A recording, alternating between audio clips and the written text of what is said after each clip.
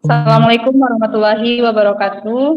Kami dari kelompok 6 pada video kali ini kami akan mempresentasikan tugas kelompok kami tentang materi pertemuan 11, yaitu intervensi pengembangan sumber daya manusia dalam pengembangan organisasi. Adapun anggota kelompok 6 yang pertama adalah Sylvie Anjani Putri, NIM 19042182. Yang kedua saya sendiri Gusti Rahayu, NIM 1904-2008. Yang ketiga ada Mutiara Yanti, NIM 1904-2021. Yang keempat ada Intan Syariah, NIM 1904-2139. Baiklah, untuk materi yang pertama akan disampaikan oleh Saudari Mutiara Yanti. Kepada Mutiara Yanti, disilahkan.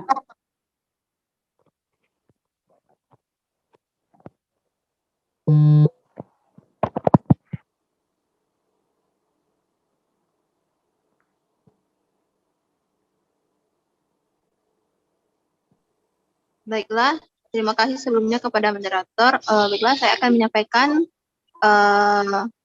artikel pertama, yaitu tentang pembinaan Satuan Kerja Direktoral Jenderal Pengawasan Sumber Daya Kelautan dan Perikanan atas pengendalian intern atas pelaporan keuangan. Baiklah, selanjutnya pendahuluan. Pentingnya pembinaan pengendalian intern atas pelaporan keuangan pada penyusunan pelaporan keuangan Direktoral Jenderal PSDKP yang andal merupakan latar belakang dibutuhkannya pelaksanaan pembinaan pengendalian intern atas pelaporan keuangan pada Satuan Kerja lingkup Direktoral Jenderal PSDKP dengan tujuan untuk dapat berdampak pada terhambatnya penyusunan laporan keuangan Direktoral Jenderal PSDKP. Pembinaan dilakukan secara sampling pada Satuan Kerja Pusat dan Unit Pelaksanaan Teknis atau UPT, lingkup Direktorat Jenderal Pengawasan Sumber Daya Kelautan dan Perikanan.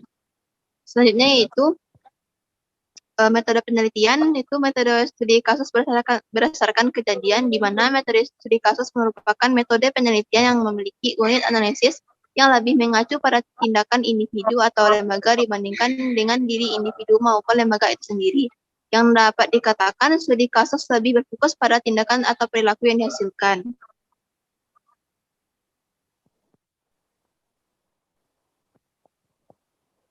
Selanjutnya masuk kita pada pembahasan, yaitu secara ringkas metode pembinaan dilakukan secara bertahap atau step by step, yaitu penyampaian materi dan pedoman penerapan, penilaian dan review pengendalian intern atas pelaporan keuangan yang tertuang dalam Peraturan Menteri Keuangan Republik Indonesia Nomor 17 PMK titik 09 2019 sebagai dasar pelaksanaan pengendalian intern atas pelaporan keuangan yang disampaikan oleh narasumber.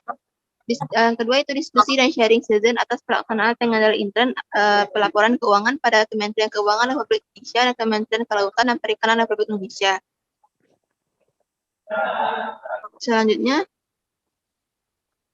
pembinaan pengendalian internal atas pelaporan keuangan pada Direktorat Jenderal PSDKP. Yang pertama itu penyampaian pemahaman terkait pengendalian intern atas pelaporan keuangan atau PIPK. Yang kedua, merancang pengendalian intern tingkat proses atau transaksi. Yang ketiga, penetapan akun signifikan. Yang keempat, mempengaruhi akun atau kelompok akun signifikan. Yang kelima, identifikasi akun atau kelompok atau akun signifikan. Yang keenam, mengidentifikasi risiko-risiko atau hal apa saja yang bisa salah dalam pelaksanaannya. Adapun tahapan PIPK dilakukan dengan menggunakan metode penilaian mandiri atau control self-assessment untuk menetapkan yang pertama proses atau transaksi utama, yang kedua risiko utama, yang ketiga pengendalian utama, yang keempat aplikasi pendukung, yang kelima selanjutnya itu pelaksanaan pengendalian intern, yang selanjutnya dokumen pendukung, tipe pengendalian, yang terakhir asersi. Adapun pihak yang terlibat dalam proses bisnis pelaporan keuangan, yang pertama PPK, PPSPM, bendahara, operator saiba, operator persediaan, dan yang terakhir itu penyusunan laporan keuangan. Masuk pada saran, yaitu pengendalian intern atas pelaporan keuangan disarankan menjadi kewajiban yang harus diimplementasikan dan dipenuhi sesuai dengan kaidah-kaidah peraturan perundang-undangan yang berlaku oleh seluruh satuan kerja lingkup Direktoral Jenderal PSDKP dan merupakan bagian yang tidak terpisahkan dari penyusunan laporan keuangan Direktoral Jenderal PSDKP. Baiklah, sekian penyampaian materi artikel saya kembalikan kepada moderator. Baiklah, terima kasih kepada Saudari Mutiara.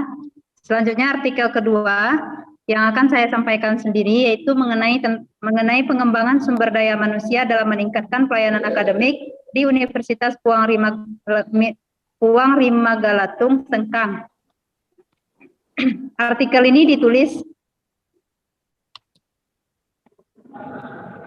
Adapun rumusan masalah dalam artikel ini adalah yang pertama, sarana penunjang perkuliahan yang ada di universitas ini sangat memprihatinkan. Contohnya, banyak meja yang sudah tidak layak pakai atau rusak, AC di sebagian ruangan perkuliahan sudah tidak berfungsi dengan baik, dan yang kedua, kesalahan data pada input KRS pada saat pengisian KRS dan adanya kesalahan input data pada akademik.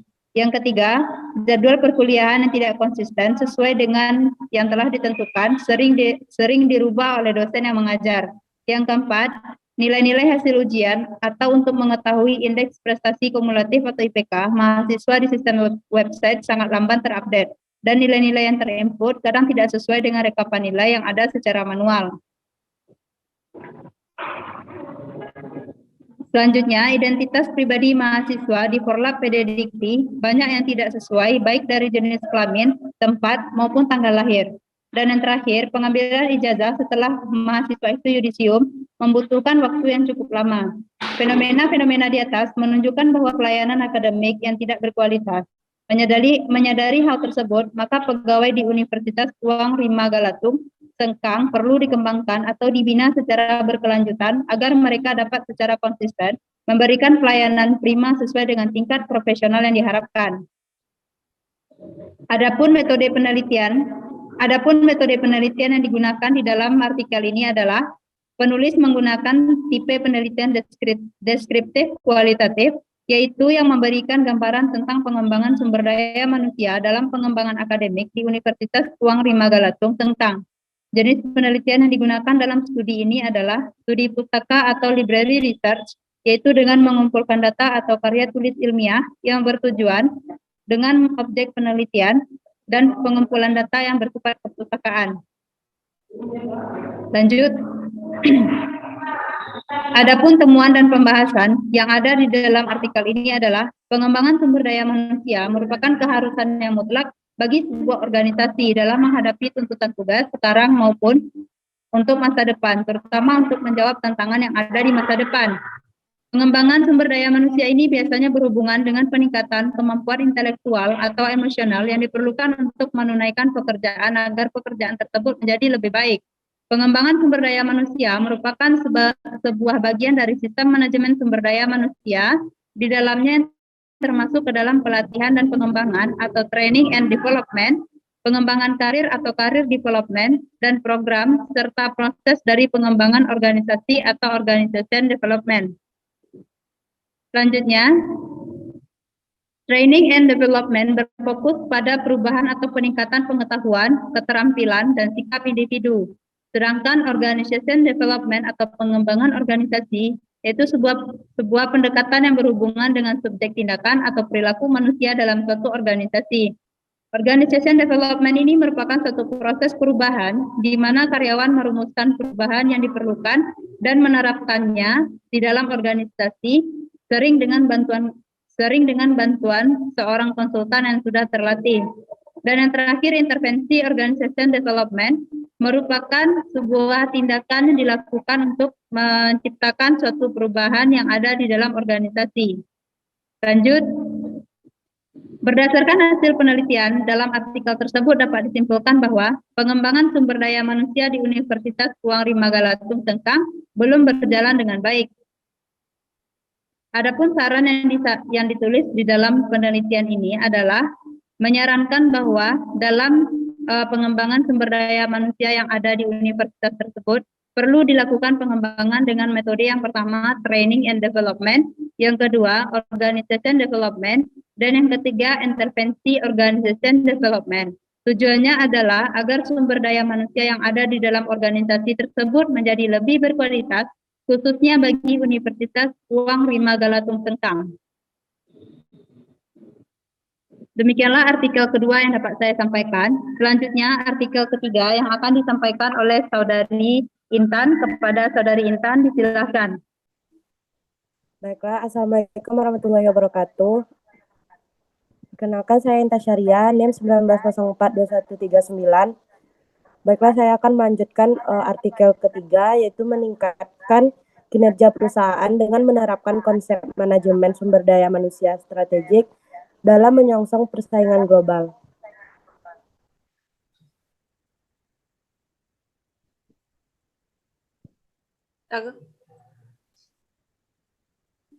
Lanjut sih.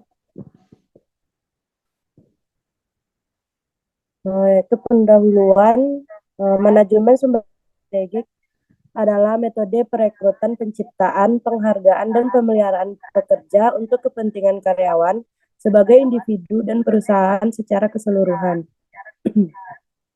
Divisi SDM yang melakukan manajemen sumber daya manusia strategik tidak berfungsi secara terpisah di satu tempat. Mereka berkolaborasi dengan departemen lain dalam perusahaan untuk mengidentifikasi prioritas mereka dan kemudian merumuskan rencana yang sesuai dengan tujuan tersebut serta organisasi. Akibatnya, prioritas Departemen Sumber Daya Manusia mewujudkan dan mempromosikan tujuan perusahaan secara keseluruhan. MSDMS dipandang sebagai peserta dalam kinerja perusahaan dalam kaitannya dengan kebutuhan untuk penegakan peraturan atau kompensasi. MSDMS memanfaatkan kekuatan dan peluang dari Departemen Sumber Daya Manusia untuk membuat departemen lain menjadi lebih baik dan lebih sukses.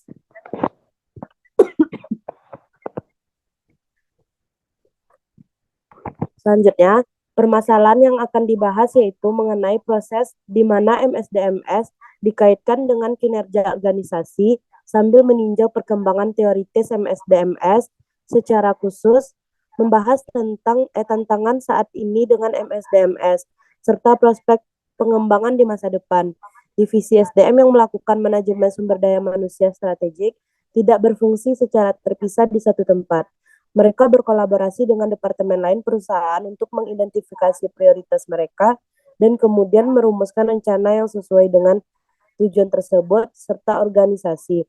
Akibatnya, prioritas Departemen Sumber Daya Manusia mewujudkan dan mempromosikan tujuan perusahaan secara keseluruhan.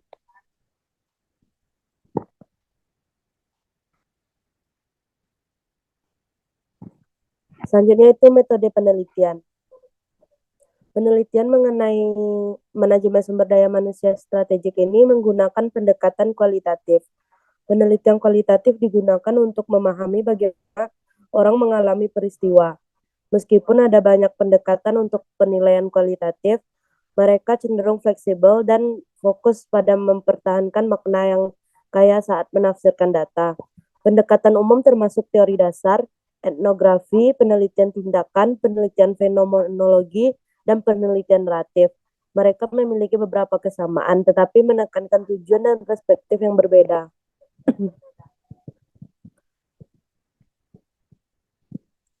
Hasil penelitian atau pembahasan. Manajemen sumber daya manusia strategik atau disingkat sebagai MSDMS telah mengarahkan kembali kepada teori MSDM dari fokus mikroskopisnya pada karyawan individu ke sesuatu yang lebih mikroskopis. Dalam konteks teori sistem dan teori strategi, melihat peran MSDM dalam kinerja organisasi dan tujuan manajemen akhir. Bagaimana individu dipandang bermasalah jika karyawan hanya dianggap sebagai sumber keunggulan kompetitif yang berkelanjutan. Kemungkinan aspek kemanusiaan mereka sebagai orang dengan berbagai macam emosi dapat diabaikan dari sudut pandang teori organisasi. Organisasi terdiri dari dua faktor. Organisasi kerja sebagai jumlah total dari pekerja dan organisasi manusia yang terdiri dari orang-orang melaksanakan pekerjaan itu. Nah, selanjutnya itu konsep MSDMS dalam upaya untuk meningkatkan kinerja sebuah perusahaan dapat dilihat dari dua perspektif, yaitu faktor campur tangan atau intervensi dan faktor hubungan sebab akibat. Yang pertama, faktor intervensi. Faktor intervensi adalah faktor yang bersifat individu, seperti misalnya perusahaan yang memiliki kebutuhan untuk meningkatkan kinerja sebuah perusahaan. Misalnya, perusahaan membutuhkan bantuan dari orang lain untuk meningkatkan kinerja. Misalnya, perusahaan membutuhkan bantuan dari orang lain untuk meningkatkan kinerja. yaitu sangat diinginkan bahwa MSDM cocok dengan strategi manajemen secara langsung meningkatkan kinerja organisasi karena organisasi kemudian hanya perlu merencanakan dan mengimplementasikan kebijakan dan praktik. Pendekatan praktik terbaik mengidentifikasi bahwa praktik yang mendorong partisipasi dan komitmen karyawan sangat efektif. Studi sebelumnya telah menunjukkan bahwa praktik MSDM dianggap tidak selalu efektif, mendorong untuk mengidentifikasi faktor-faktor yang meningkatkan kinerja organisasi selain praktik MSDM. Dengan kata lain, kita perlu menyelidiki faktor-faktor intervensi untuk mengklarifikasi hubungan yang hilang antara praktik dan kinerja organisasi. Dalam hubungan antara MSDM dan kinerja organisasi, mengusulkan 6 teori berikut untuk menyajikan model penjelas perspektif perilaku, model sibernetik, teori transaksi atau biaya agensi, tinjauan berdasarkan sumber daya perusahaan, kekuasaan atau modal, ketergantungan sumber daya, dan teori kelembagaan. Dari 6 ini, perspektif yang mengacu langsung pada faktor-faktor intervensi dan menggambarkan hubungan antara praktik MSDM dan kinerja organisasi.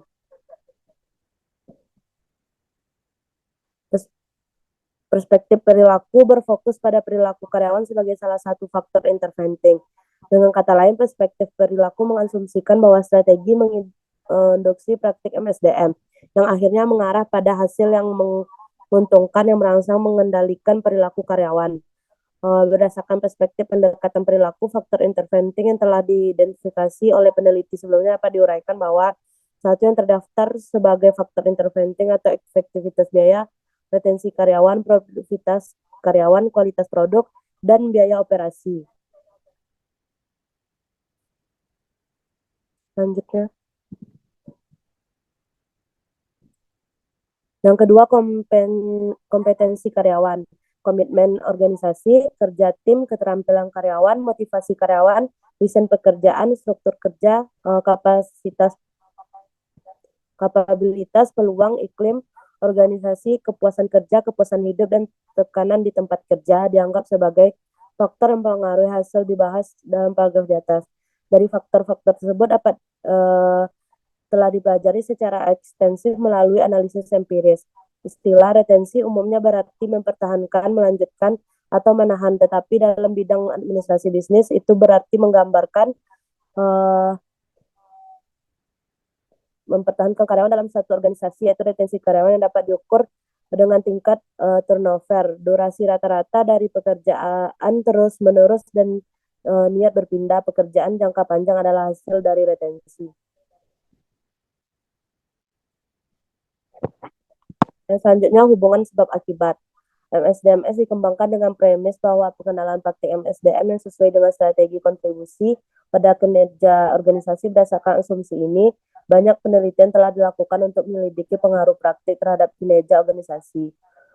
Terungkap bahwa korelasi antara praktik dan kerja saat ini dan masa depan sangat mirip dengan korelasi antara praktik kinerja masa depan. Dari sini, kami memahami bahwa perbedaan pada saat penelitian tidak menyebabkan perbedaan pada hubungan kedua elemen tersebut. Ada atau tidaknya hubungan sebab akibat, mungkin lebih baik mengamati kekuatan hubungan secara keseluruhan daripada menafsirkan hubungan semacam itu jenis demi jenis secara individual.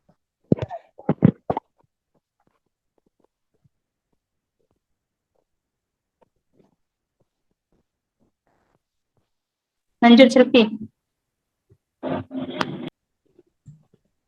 Baiklah, selanjutnya artikel keempat yang akan disampaikan oleh Saudari Silvi Anjani Putri. Pada Saudari Silvi, disilahkan. Baiklah, terima kasih kepada moderator.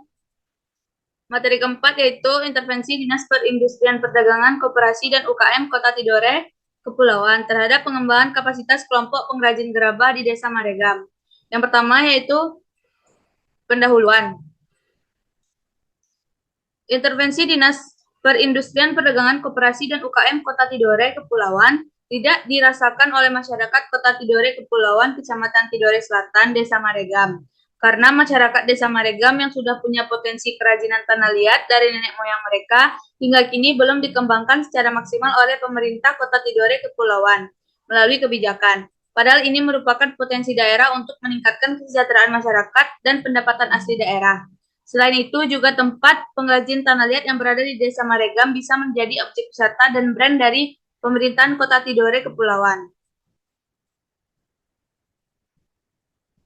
Berikutnya adalah masalah yang dihadapi oleh kelompok pengrajin gerabah di Desa Maregam sangat kompleks. Selain masih kurangnya modal usaha bagi pengrajin cindera mata, khas daerah, masih kurangnya tenaga terampil yang bisa membuat jenis gerabah dalam ukuran yang kecil sehingga mudah dibawa. Sedangkan pekerjaan tersebut membutuhkan ketelitian dan keterampilan tertentu. Terbatasnya peralatan pembuatan kerajinan pemasaran hasil kerajinan baru sebatas pesanan tertentu karena belum dalam jumlah besar.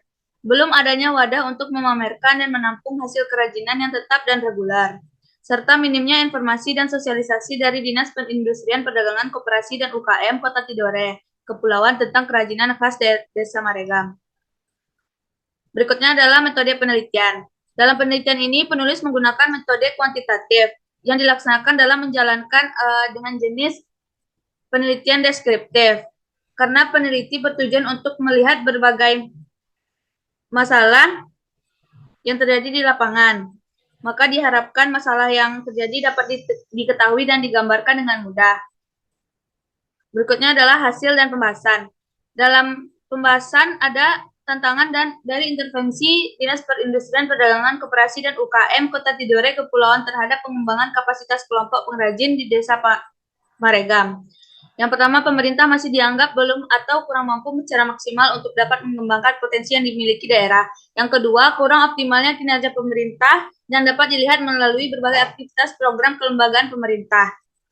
Berikutnya adalah hambatan dari intervensi Dinas Perindustrian Perdagangan UKM Kota Tidore Kepulauan terhadap pengembangan kapasitas kelompok pengrajin gerabah di Desa Maregam.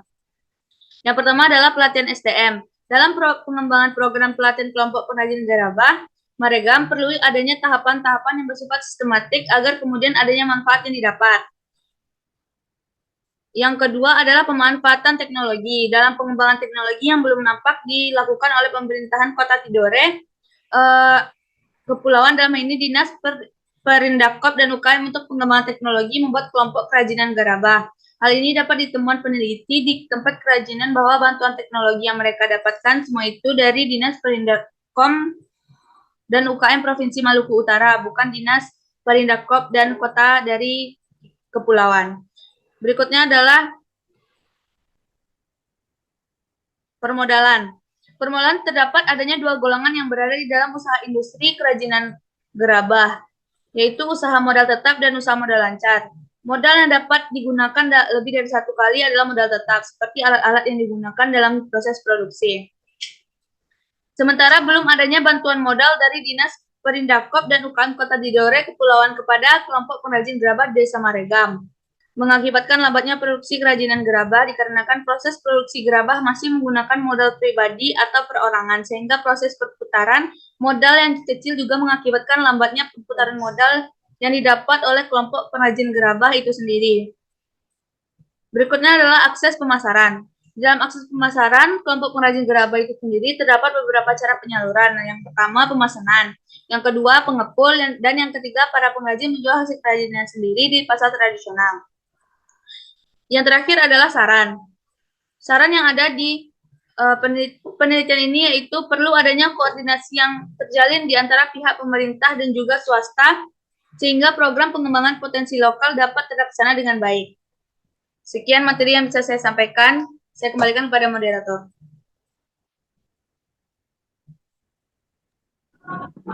Terima kasih kepada Saudari Sylvie yang telah menyampaikan artikel yang terakhir. Terima kasih juga saya ucapkan kepada teman-teman yang telah menyampaikan artikel lainnya. Demikianlah kami tutup presentasi 4 artikel jurnal tentang pengembangan intervensi sumber daya manusia dalam pengembangan organisasi. Terima kasih atas perhatiannya. Salah dan kurangnya kami mohon maaf. Kami akhiri. Assalamualaikum warahmatullahi wabarakatuh.